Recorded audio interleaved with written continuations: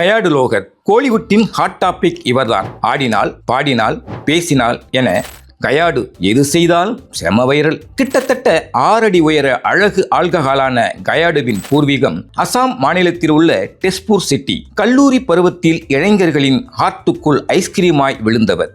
BCom படிக்கும்போது modelling பக்கம் கயாடுவின் மனசு தாவியது. டைம்ஸ் ஆஃப் இந்தியாவின் எவர் யூத் ஃப்ரெஷ் ஃபேஸ் டைட்டிலை வென்ற நிமிடத்தில் கயாடுவுக்குள் பூத்தது சினிமா கனவு.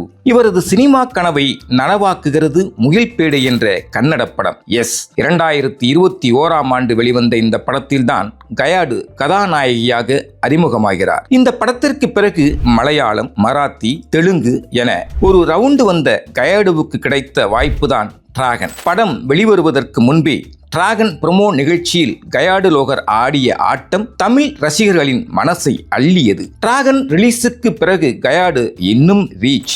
அப்படி என்ன அழகு இவர் என்று சிலருக்கு கேள்வி இருந்தாலும் கயாடுவின் வருகை, அவரது செயல்கள் வைரல் ஆவது, டிராகனின் மெகா வெற்றி எல்லாம் சேர்ந்து தமிழ் சினிமா ஹீரோயின்கள் சிலரை பொறாமை கொள்ள வைக்கலாம். கன்னடத்தில் முகில்பேடை, மலையாளத்தில் 19ஆம் நூற்றாண்டு, ஒரு ஜாதி ஜாதகம், தெலுங்கில் அல்லூரி, மராத்தியில் ஐ எம் ஃப்ரம் யூ, தமிழில் டிராகனையும் சேர்த்து கயாடு நடித்த 6 படங்களே ரிலீஸ். ஆனால் 100 படங்களில் நடித்தது போன்ற புகழ் கயாடுவுக்கு கிரீடம் சூட்டியுள்ளது. டிராகன் படத்தில் நடித்துக் கொண்டிருக்கும் போதே அதர்வா ஜோடியாக இதயம் முரளி படத்தில் கமிட்டானார் கயாடு. அந்த படம் விரைவில் ரிலீஸாக உள்ள நிலையில் கோலிவுட் இயக்குநர்களின் மோஸ்ட் வாண்டட் ஹீரோயினாக மாறியுள்ளார் இந்த அசாம் தேவதை.